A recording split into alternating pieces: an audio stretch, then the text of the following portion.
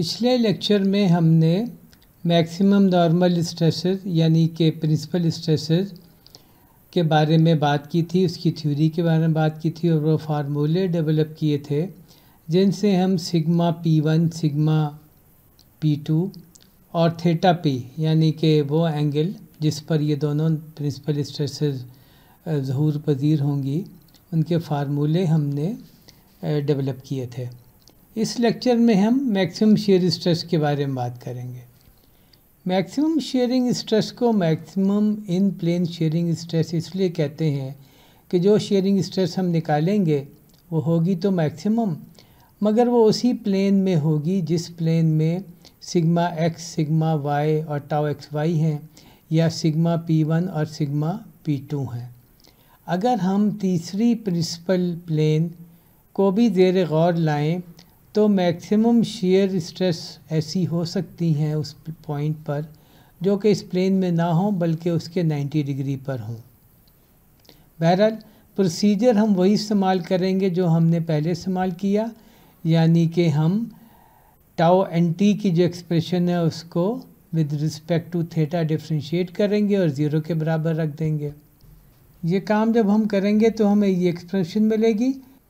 इस एक्सप्रेशन को हम सॉल्व करेंगे तो हमें थीटा की वो वैल्यू मिलेगी जो थीटा टाउ कहलाएगी और ये वो प्लेन होगी जिसमें शेयरिंग स्ट्रेस, इन प्लेन शेयरिंग स्ट्रेस जो है वो मैक्सिमम होगी।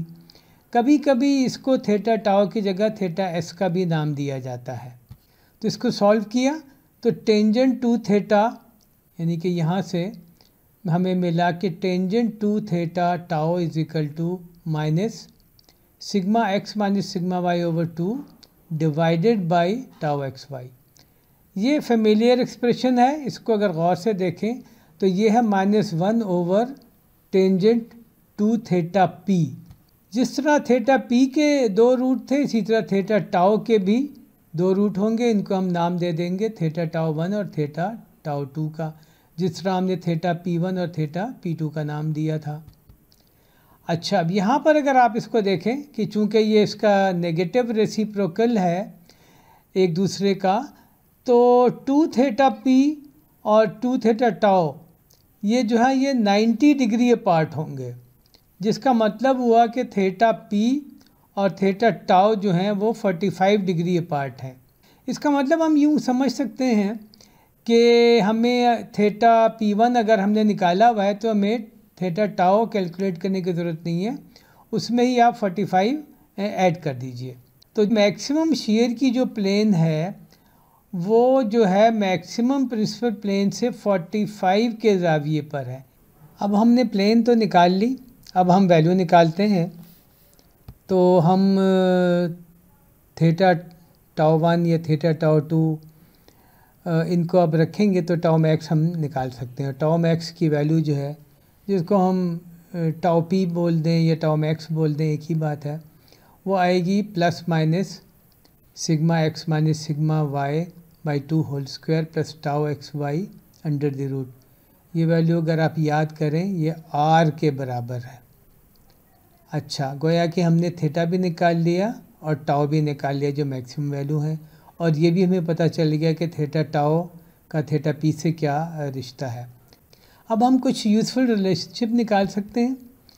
अगर हम सिग्मा P1 से सिग्मा P2 माइनस करें तो हमें इन प्लेन जो है टाउ P की वैल्यू निकल आती है, यानी कि वो sigma P1 minus sigma P2 over 2 होती है।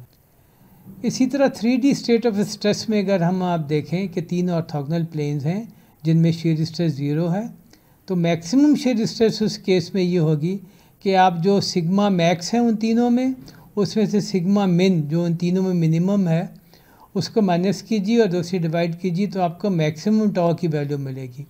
ये ज़रूरी नहीं है कि ये वैल्यू इन प्लेन हो, ये उसके परपेंडिकुलर भी हो सकती है। अब आप कहेंगे कि सिग्मा मैक्स और सिग्मा मिन क्या होती हैं, तो ये नंबर लाइन पर जो मैक्सिमम होगी वो मैक्सिमम कहलाएगी। एग्जांपल देता हूँ कि अगर एक स्ट्रेस की वैल्यू जो है वो -25 है, कंप्रेसिव है, यानी एक जो है वो -10 है यानी कि कंप्रेसिव 10, और एक 0 है सिग्मा की वैल्यू, तो मैक्सिमम 0 होगी क्योंकि जो नेगेटिव नंबर है वो पॉजिटिव नंबर से छोटा होता है।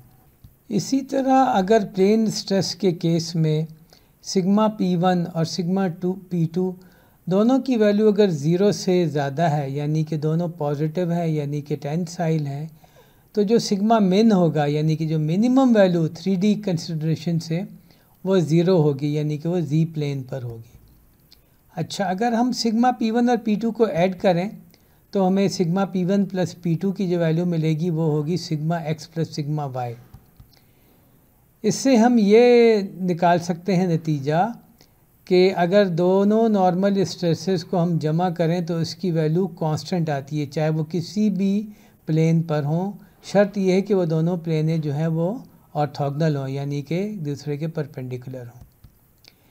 इसी तरह अगर हम थीटा टाउ की वैल्यू जो कि हमने निकाल ली है उसको हम सिग्मा एन की एक्सप्रेशन में रखें तो क्या होगा, वो जब हम रखेंगे तो जवाब आएगा sigma X plus sigma Y over 2। इसको हम नाम दे देते हैं सिग्मा एवरेज का, यानी कि वो प्लेन जिसमें शेयर की वैल्यू मैक्सिमम है उस पर नॉर्मल स्ट्रेस नॉन ज़ीरो है और उसकी वैल्यू सिग्मा एवरेज के बराबर है। यानी कि दोबारा इस बात को अगर कहें कि on the plane of maximum shear normal stress is not zero, बल्कि उसकी कोई न्यूमेरिकल वैल्यू है। तमाम नंबर जो हमें चाहिए थे वो तो हमने निकाल लिए। तो अब हम अपने पॉइंट को ग्राफिकल तरीके से देखते हैं। तो ये हमारा ओरिजिनल पॉइंट था जो कि XY सिस्टम में था। इसी पॉइंट को अगर हम थीटा P1 एंगल रोटेट करें तो ये सिचुएशन बनेगी कि इस फेस पर सिग्मा P1 है और इस प्लेस पर सिग्मा P2 है। और इस पॉइंट को अगर हम मज़ीद 45 डिग्री रोटेट करें तो हमें मैक्सिमम शेयर की वाली सिचुएशन मिल जाएगी कि ये जो शेयर की वैल्यू है ये मैक्सिमम वैल्यूज़ हैं और जो नॉर्मल स्ट्रेस होगी वो सिग्मा एवरेज के बराबर है।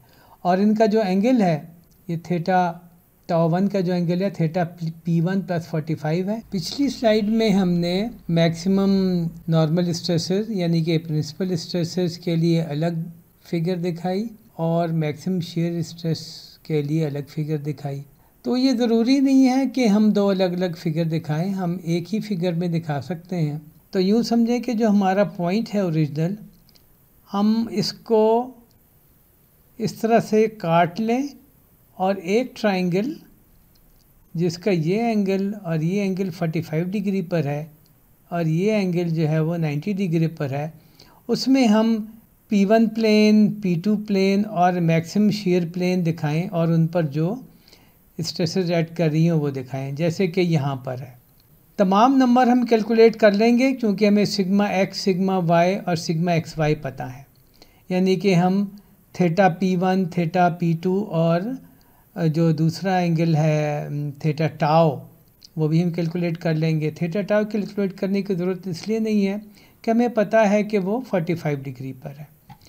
तो हमने अपने पॉइंट को रोटेट किया थीटा P1, तो इस प्लेन पर सिग्मा P1 ऐड कर रही है, इस प्लेन पर जो है वो सिग्मा P2 ऐड कर रही है और 45 डिग्री पर हमने जो एक और प्लेन काटी उस पर टाउ मैक्स शेयरिंग स्ट्रेस के तौर पर और सिग्मा एवरेज नॉर्मल स्ट्रेस के तौर पर ऐड कर रहे हैं। Thank you very much. अब हमने थ्योरेटिकल पार्ट तो हमने कवर कर लिए सिग्मा P1 के, सिग्मा P2 के और टाउ मैक्स के। तो हम एक प्रॉब्लम करेंगे तो उससे हमें ये चीज़ काफ़ी बेहतर तरीके से क्लियर हो जाएगी।